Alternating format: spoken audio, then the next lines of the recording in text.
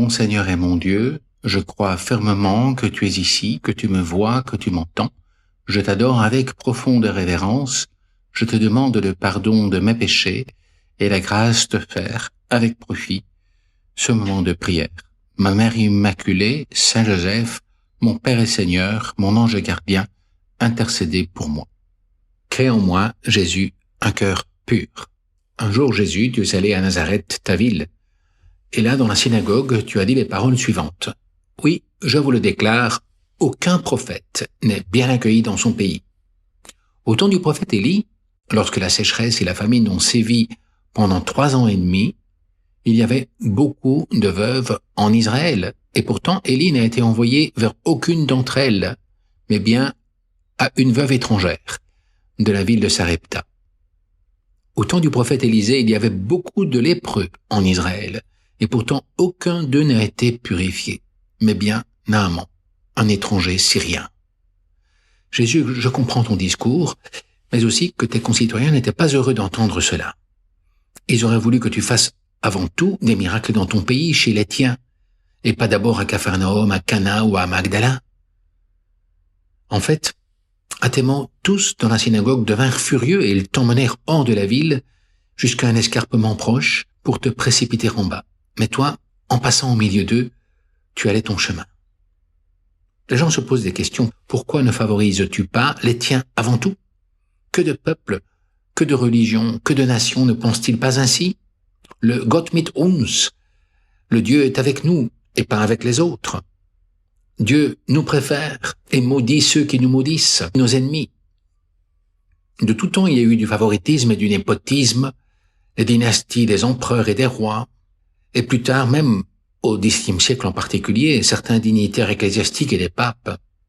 Mais depuis lors, la laïcité et les particraties ont pris la relève avec tout un arsenal de concepts franchement négatifs que l'on retrouve dans beaucoup de termes. L'élitisme, le chauvinisme, le nationalisme, le machisme, le clientélisme, le copinage, la ségrégation, etc.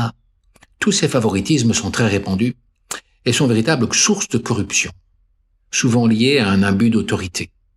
Par contre, il y a des comportements nobles dans le patriotisme, le civisme, le parrainage, ou l'aide préférentielle que l'on peut apporter aux pauvres, aux exclus, aux petits, aux faibles, aux vieux, aux immigrés, aux malades. Dans ces cas, il y a une discrimination positive, par une noble solidarité et une justice sociale vécue, qui de fait compense la cruauté de ces différences reçues à la naissance ou lors de mauvaises fortunes qui viennent dans la société et qui accablent certains d'entre nous. C'est justement montrer plus d'humanité que de vouloir soutenir ou rendre à toute personne sa dignité inaliénable. Un jour, quelqu'un m'a demandé d'écrire une lettre de recommandation pour appuyer la candidature de son fils à une certaine place qu'il voulait avoir. Et par esprit de service, j'ai acquiescé à cette demande. Mais par après, je me suis demandé si ce n'était pas injuste, parce que j'avais recommandé quelqu'un que je ne connaissais pas dans le fond. Ça m'a semblé être du cléricalisme. On essayait d'utiliser ma crédibilité de prêtre pour obtenir une faveur, et je me sentais utilisé.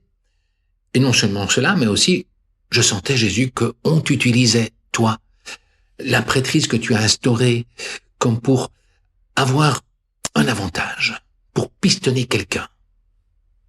En fait, je ne suis pas devenu prêtre pour jouer à ces petits jeux-là. Jésus, je suis certain que ça ne t'a pas plu. Et je me suis promis de faire plus attention à l'avenir et de ne pas me laisser berner par le désir de rendre un service qui, à l'analyse, était un service déplacé, que je n'aurais pas dû rendre.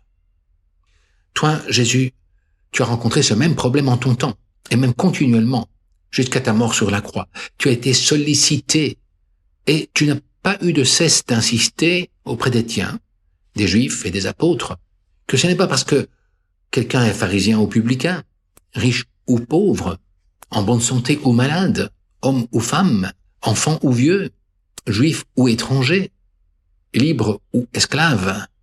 On ajouterait même aujourd'hui laïc ou prêtre, chrétien ou musulman, blanc ou noir, que nous avons automatiquement droit à tes faveurs divines, et que tu sois obligé de nous les accorder.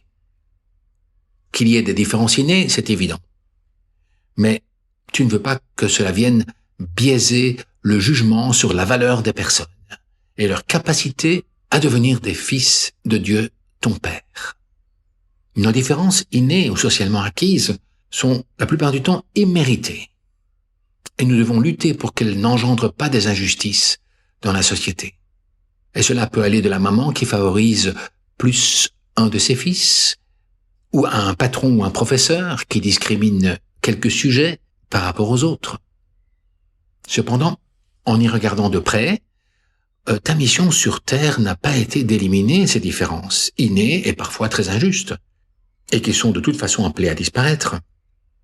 Mais plutôt, ta mission universelle incluait en elle-même que ces différences ne constituent pas un moyen de pression pour obtenir tes grâces. Tes grâces sont données gratuitement, comme le nom l'indique, aux justes comme aux pécheurs. Mais que nous demandes-tu pour pouvoir nous octroyer tes grâces, Seigneur? Quel est le critère qui servira à t'arracher ces grâces, à les mériter, entre guillemets, parce qu'au sens propre, nous n'avons pas droit à tes faveurs. Tous nous avons accès, finalement, à tes faveurs. Et on t'en remercie, Seigneur. À chaque personne, un accès à tes faveurs.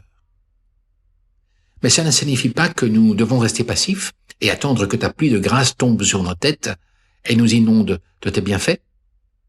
Notre vie ici-bas est telle que nos vertus sont éprouvées.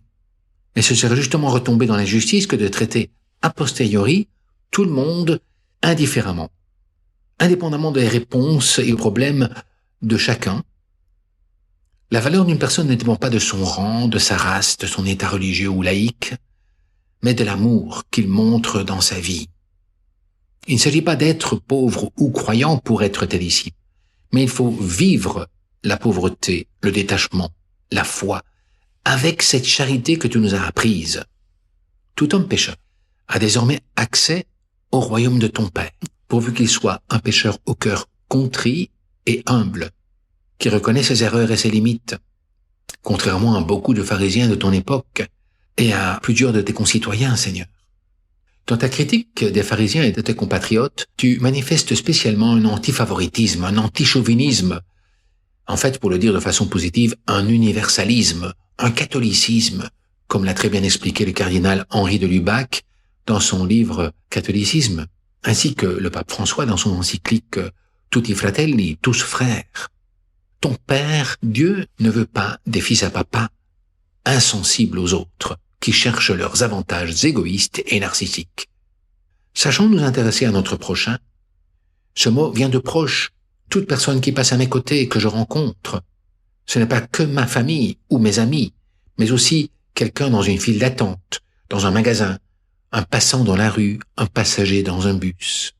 Tout cela convient parfaitement à notre carême de repentir et de pénitence, d'aide aux autres, dans notre préparation à la fête de Pâques. Jésus, Marie et Joseph, à Nazareth, n'ont pas cherché un traitement de faveur personnelle, en faisant valoir devant ton Père leurs droits, leur vocation élevée et leur réponse généreuse à cette vocation, pour t'arracher des privilèges ou des avantages ou des aides extraordinaires. Non, ils ont accepté leurs conditions. Ils ont utilisé les moyens naturels, leur profession, les outils qu'ils utilisaient, leur talent, et les moyens surnaturels aussi à leur disposition, comme par exemple la prière, la pénitence, le sacrifice également. Mais toutes ces demandes qu'ils faisaient dans leur prière étaient mues par amour, pour te servir, toi et ton Père éternel, et pour servir les autres. Ils ont aussi toujours respecté la volonté suprêmement libre de ton Père. Marie et Joseph, aidez-nous en ce temps de carême, dans cette pandémie, à avoir un cœur universel et très humain, comme les vôtres, et à toujours placer nos désirs au service de Dieu et d'autrui, en commençant par les personnes que nous avons toutes proches de nous. Notre famille, nos collègues, nos amis, nos voisins, et tous ceux que nous rencontrons sur notre chemin. Je te remercie, mon Dieu, des bonnes résolutions, des actes d'amour et des inspirations que tu m'as communiquées dans cette méditation. Je te demande de m'aider à les mettre en pratique. Ma Mère Immaculée, Saint Joseph, mon Père et Seigneur, mon ange gardien, intercédez pour moi.